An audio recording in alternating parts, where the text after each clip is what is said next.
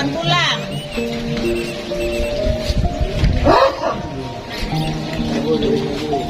Apa Pak?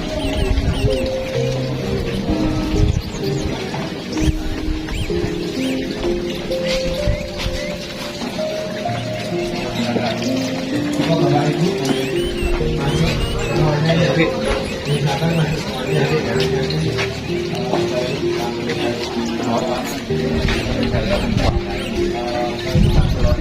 mereka ke sini ya.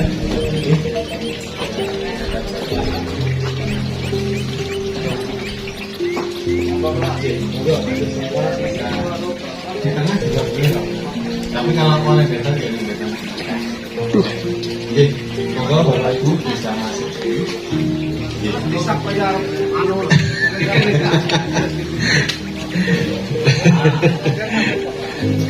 Wah ini kosong nih. Enggak jelas, tak ngambil aku. Nanti kalau di foto kurang bagus ini Mas. Ji, selamat siang Bapak Ibu semua. Selamat siang. Yang pertama Assalamualaikum warahmatullahi wabarakatuh. Selamat datang Bapak Ibu di Kampung Cyber ya. Hari ini Bapak Ibu semua setelah dari Taman Sari karena melewati dari ini sekalian jalan ini sekarang teman-teman dari Ponorogo mampir di Kampung Cyber. Nanti untuk sesi ini saya akan sedikit menerangkan bagaimana awal dari kampung ini hingga menjadi kampung yang berbasis teknologi informasi. Sebenarnya wilayah ini adalah wilayah di RT ya Pak, RT. Jadi ini Bapak Ibu juga ketua RT kan? Ya. Jadi kebetulan saya juga ketua RT di sini.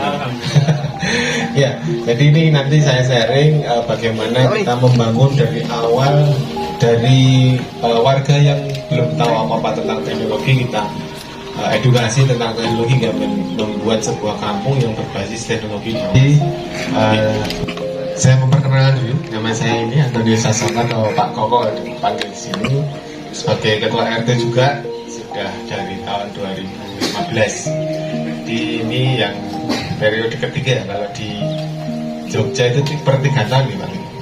Jadi kalau di sana juga sama. Oh 5 tahun. Oh kalau di sini per 3 tahun aja. Oh nggak. Jadi di Jogja kita berada di Kelurahan Patean namanya. Kalau satu kelurahan itu ada di wilayah kita ini ada 10 RW. 10 RW ada 44 RT. Dan kita di urutan 36. 36 kecamatannya Keraton. Kalau di Jogja namanya sebenarnya bukan kecamatan, sekarang namanya Kemantren. Itu setingkat kecamatan sama. Itu karena di sini ada undang-undang keistimewaan, jadi nama itu diubah ke nama zaman dulu. Jadi kalau di kabupaten itu namanya kalau kelurahan tetap kelurahan, tapi kalau kecamatan namanya Kapanewon. Itu ada undang-undang dari undang-undang keistimewaan di Yogyakarta. Jadi teman-teman di sini, Bapak Ibu semua, nanti saya akan sampaikan bagaimana kita membangun kampung ini ya di awal. Terus untuk pertama ya, kita sekarang berada di Yogyakarta dan di wilayah kawasan Keraton Yogyakarta. Jadi ini kampung kita ini diputeri sama Beteng Keraton Yogyakarta sekarang ya. Jadi Bapak Ibu tadi masuk ke sini, masuk ke wilayah ini, situs permandian Taman Sari. Tadi sudah ya Bapak Ibu ya, dari sini terus masuk ke sini juga. Ini juga termasuk wilayah dari Kampung Cyber ini juga. Terus masuk ke permandian, ke lapangan, terus masuk ke sini. Ini nanti belum, tapi ini sudah ditutup ya Bapak Ibu. Ini sebenarnya berada di utara sana, namanya Masjid Bawah Sana. Ini belum dibuka lagi. Sebenarnya ini rangkaian dari wisata Taman Sari. Nah, terus sekarang Bapak Ibu berada di Kampung Cyber yang sudah dikenal dengan kampung yang berbasis teknologi ya. Jadi sebenarnya kampung itu hanya julukan, tapi secara teritorial itu hanya satu RT di awalnya. Okay. Jadi di RT 36, kita berada di RT 36, kampungnya namanya Kampung Taman. Oke, jadi kita berada di sini, ini termasuk tanah dari Keraton Yogyakarta. Jadi di sini hampir sebagian besar tidak punya sertifikat.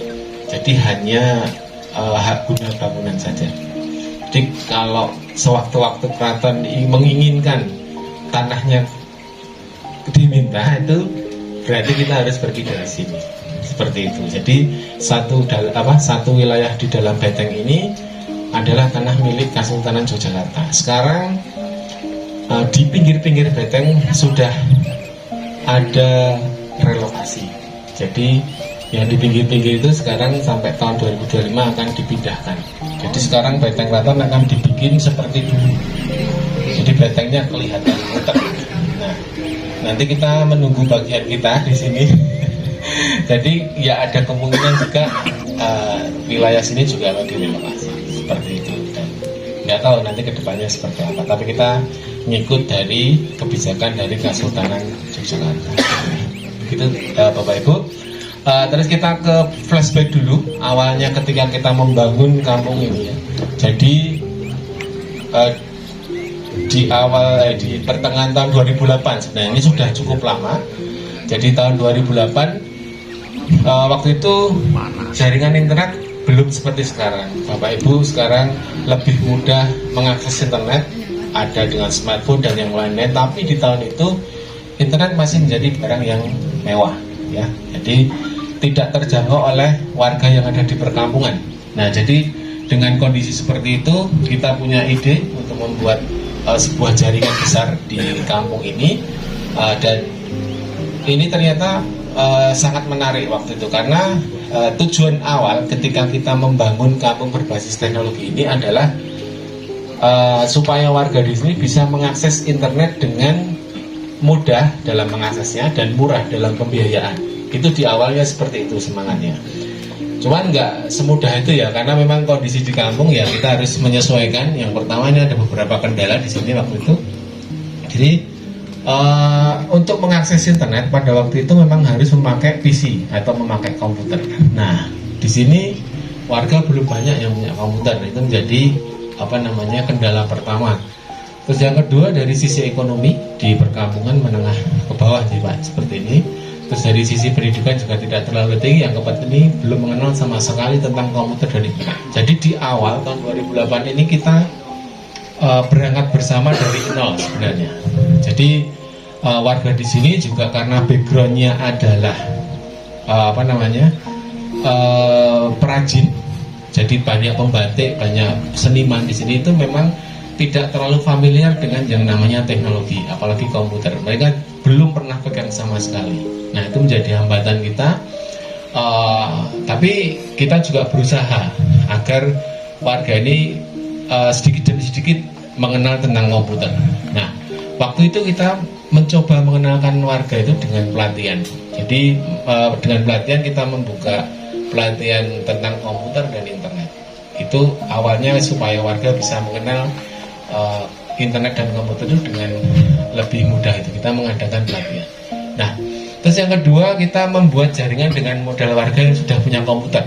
Jadi di wilayah ini kita inventarisir, ternyata hanya 5 rumah waktu itu yang punya komputer. Akhirnya kita berangkat dari 5 rumah itu, kita membuat jaringan yang sederhana. Dalam artian jaringan sederhana itu 5 komputer itu kita bangun instalasi internetnya yang sederhana. Jadi di antara 5 rumah itu berada saling berdekatan. Jadi kita mudah untuk membuat sebuah jaringan kecil di situ. Nah, terus yang ketiga menyediakan akses internet gratis di pos ronda. Jadi kita punya pos ronda, kita bikin supaya pos ronda itu tempat untuk mengedukasi warga tentang komputer dan internet. Dan ini berjalan cukup lama, dan ini beberapa catatan proses pengembangan. Jadi memang tidak sebentar kita membangun ini. Jadi dari 2008 sampai 2010 kita sosialisasi terus 2 tahun, dan ternyata warga ada yang tertarik, tapi banyak kendala. Tapi lumayan di tahun itu sudah 40% warga di sini itu terkoneksi dengan jaringan internet. Nah, baru di awal tahun 2015 ini sudah 100% semuanya bisa terkoneksi dengan internet. Jadi butuh waktu hampir 7 tahun kita berjuang agar wilayah di sini tuh bisa terkoneksi dengan internet secara mandiri ya Bapak Ibu. Secara mandiri. Jadi kenapa prosesnya lama? Karena pertama kita menunggu kesiapan warga. Terus kedua, semua biaya di sini adalah swadaya warga, bukan program pemerintah, bukan bantuan dari pemerintah juga. Ini benar-benar murni gerakan masyarakat yang mandiri ya. Jadi di awal ini memang cukup berat karena memang semuanya dibiayai oleh warga, dari iuran-iuran warga seperti itu. Nah, terus ini dua faktor pendukung yang penting sebenarnya ketika kita membuat sebuah program jaringan seperti ini. Yang pertama modal sosial atau partisipasi warga seperti itu sangat dibutuhkan. Jadi semua ini dikerjakan secara bersama-sama. Terus yang kedua, kondisi geografis ini yang sangat mendukung juga karena rumah-rumah penduduk di sini itu saling berdekatan. Jadi kita membuat jaringan dengan kabel, antar rumah itu terhubung dengan kabel.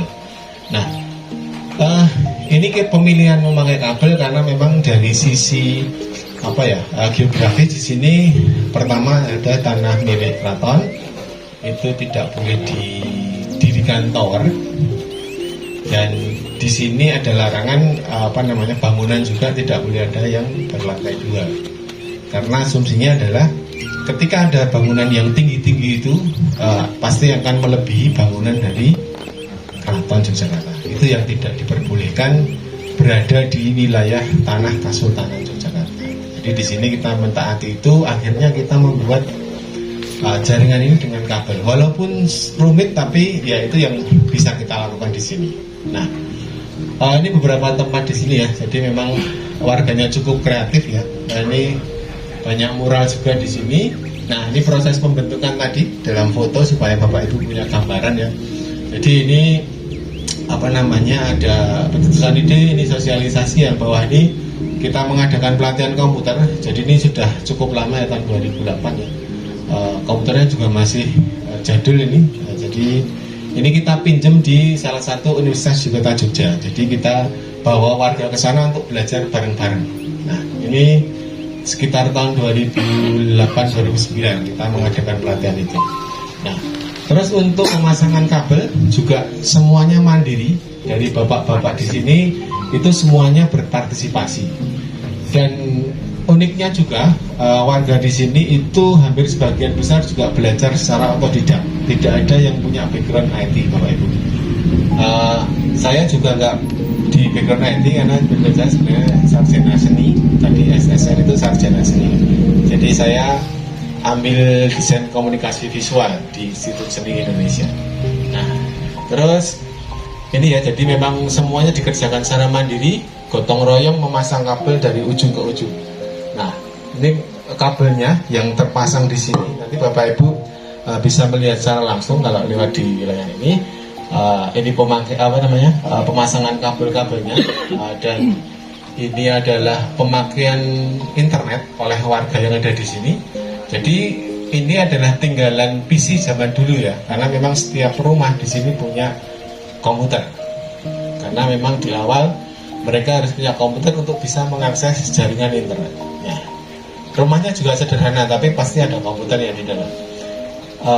Dan ini pos rodanya yang kita pakai untuk mengedukasi warga, karena kita mengambil pos roda alasannya adalah setiap hari kita bertemu di situ untuk roda. Jadi kita mengedukasinya lebih enak karena setiap hari ketemu, bapak-bapak juga di situ datang. Akhirnya di pos roda kita pasang komputer dan laptop supaya warga bisa berinternet di situ. Ini dulu ya, tahun 2008-2009. Jadi masih zaman dulu ini fotonya. Jadi memang di awal seperti itu supaya kita bisa lebih mendekatkan teknologi kepada warga. Jadi langkah-langkahnya biasa seperti itu.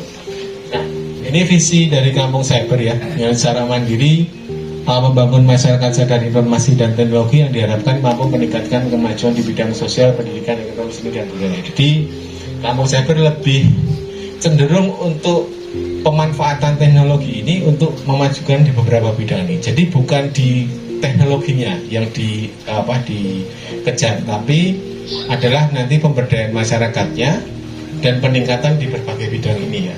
Jadi memang di sini tidak banyak mencetak seorang programmer ataupun ya kalau penjahat ya hacker itu enggak ya. Jadi memang lebih banyak memang untuk pemberdayaan. Itu yang menjadi visi kami di sini. Terus ini misinya menghadirkan koneksi internet di ruang privat dan ruang publik. Ya, jadi misi ini sebenarnya sudah terlaksana. Dari ruang privat itu di rumah-rumah warga, terus yang di ruang publik itu adalah di sekitaran wilayah sini.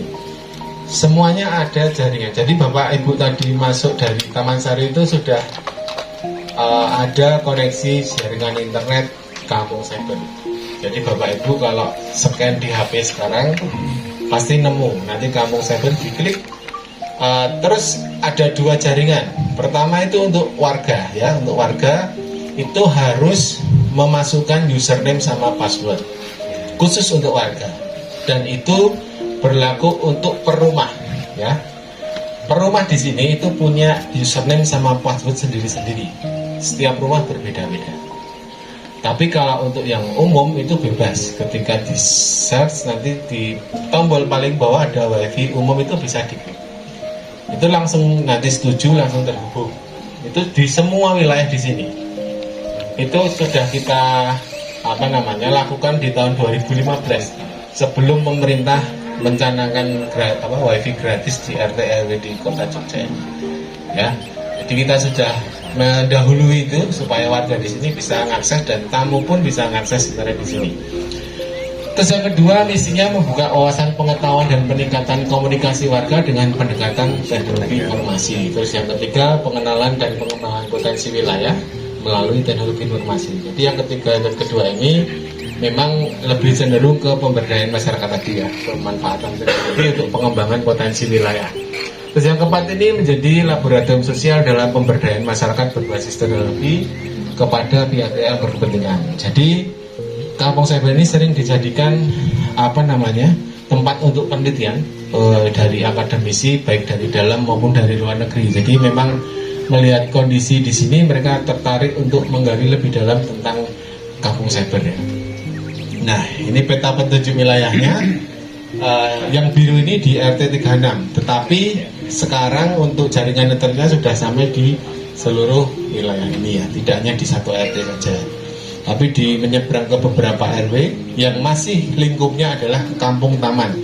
Kalau di Jogja namanya kampung itu terdiri dari 3 RW, ya, dari 3 RW dan ada sekitar 15 RT di sini. Satu kampung namanya.